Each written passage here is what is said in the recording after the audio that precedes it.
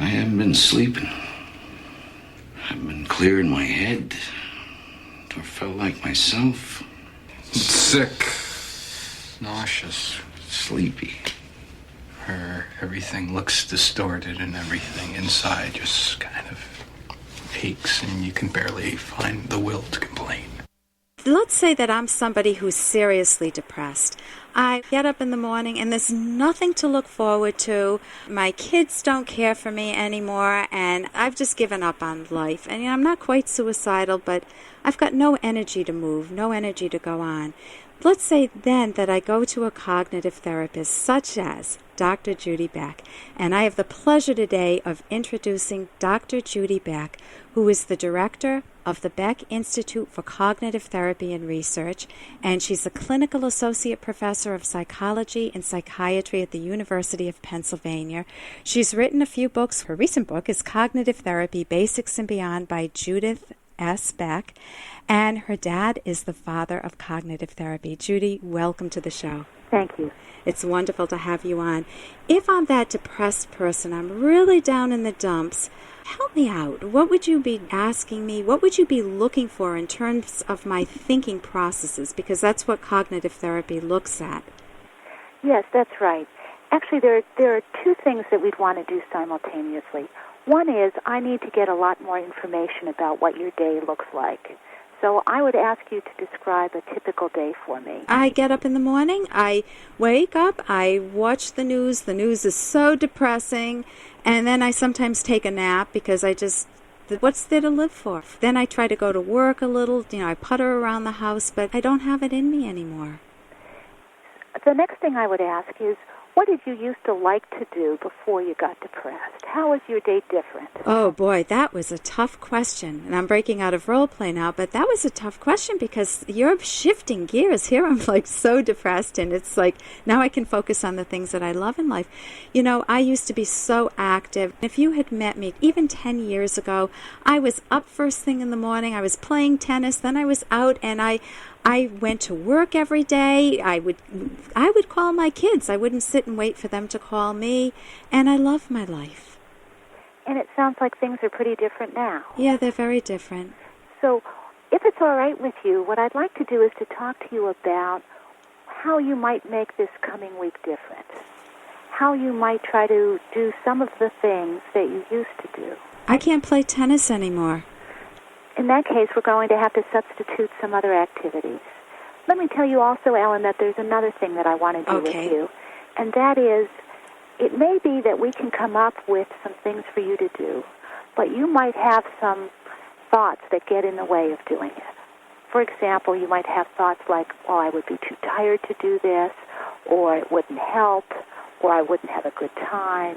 Things like that. Yeah, well, I do think that nobody wants to be around me because I'm so depressed. Right. And I always tell them what I heard on the news. I see. So, well, Ellen, let me give you a choice. Would you like to talk first about some of the things that you could do differently this week? Or do you think it would be more important for us to talk about this thought, no one wants to be with me? Maybe nobody wants to be with me. Okay. Now, Ellen, when you have that thought, how does that thought make you feel emotionally? Oh, depressed. Makes you feel real depressed. And when you have that thought, no one wants to be with me, how much do you believe it? 100%. 100%. Right. Ellen, can you tell me what evidence you have that that thought is true? Who specifically do you know for sure doesn't want to be with you? I was talking with my son the other day, and he just got off the phone quickly. He said he had to go. Right. And has he come out and said, Mom, I don't want to talk to you, I don't want to be with you? Oh, no. He's in school, and he's taking exams right now. I see. So, Ellen, might there be another reason why he got off the phone quickly other than that he doesn't want to talk to you? Oh, yeah. I think it's his girlfriend. I think that he was getting ready to be with her. I see. Right. So is it possible, actually, that your son, when he's not with his girlfriend, might want to talk to you? Yeah, we don't have a bad relationship. It's just I never call him anymore. I see. And what do you think would happen? What's your prediction? If you were to call him at a good time for him, what would happen? It would probably be better for me to email him. He responds all the time when I email him, and if I tell him something depressing, he usually tries to pick me up. But if I tell him something better, I get a longer email back from him. That's wonderful. So you've already figured this one out. What would you think, Ellen, of this week having a special homework assignment, not like high school homework, but depression homework, or anti-depression homework, I should say. Would you be willing to try to email your son a couple of times this week? Yeah, I guess I could do that. I have plenty of time on my hands. Now, you could email him depressing things, or you could email him other more uplifting things. Which do you think would help your mood better? Oh, obviously the uplifting things. Can you tell me one or two or three things then that you could email him about? I love ice skating, and I watched it on TV the other day. And he shares a love of that with me. I could tell him about that, and I could ask him about his day. Instead of talking about myself, I could ask him what's going on in his life and kind of share some of the joys that he has. Ellen, that is just terrific. So, all right, so we have that. So this idea, no one wants to be with me, is now sounding to me like it's not 100% right, if indeed your son wants to have something to do with you. Right. No, it can't be 100% right, because I know he loves me. I know he does. Yeah. Is there anyone else who you think might want to be with you? I have a neighbor. She was on vacation, but we do take walks together, and sometimes we go to the movies or... What's that neighbor's name? Sandra. Sandra. Now, do you have some evidence that Sandra does not want to be with you? Only when she's busy. Okay. And how is it these days for her, do you think? Oh, she's very busy. She's very busy. Do you think that she might be willing to go out maybe just for a 10-minute walk with you? Do you think that she's too busy for a 10-minute walk? Oh, I think she'd probably like it.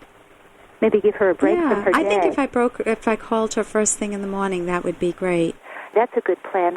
In fact, just so you'll remember these things, is it all right if I write these down for you, or you could write them down? So one is you're going to email your son, and you're going to talk to him about some uplifting topics like ice skating, and you're going to ask him questions. Right. And the second thing is you're going to call Sandra and walk with her. Do you think you might talk with her about the same kinds of things? I could do the same thing. I could share better things with her. You know, I'm feeling better already. Are you? Yeah. I bet you've changed this thought. So the old thought was, no one wants to be with me. What's the new thought? People want to be with me. They just have busy lives, and I need to make an effort to reach out to them. That is excellent. In fact, I'm going to write that one down.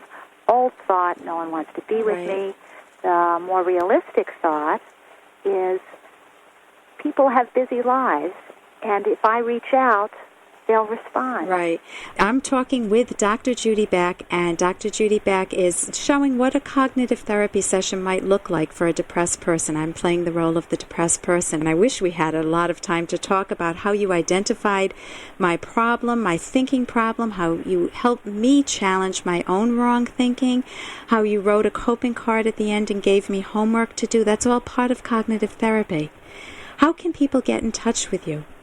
Well, a good way of getting more information about cognitive therapy is through two websites. One is academyofct.org, and the second is Beck Institute, www.beckinstitute.org. In fact, on the second website, there's a brochure that people can download called Questions and Answers about Cognitive Therapy, and that'll give everyone a lot more information. And thank you so much, Dr. Judy Beck, for joining us today. My pleasure. And wishing you all a lovely week this week. I'm Dr. Ellen Kenner on the Rational Basis of Happiness. See you next week. Here's an excerpt from The Selfish Path to Romance, the Serious Romance Guidebook by clinical psychologist Dr. Ellen Kenner and Dr. Edwin Locke. What do you do when your partner resists your efforts to resolve conflicts? And what do you do when your differences cannot be resolved? There are two types of resistance, reasonable and unreasonable. Reasonable resistance involves actively thinking about the issue and openly exploring differences. This includes looking at facts and identifying specific reasons behind your strongly held but differing opinions and feelings. Some reasonable resistance is natural.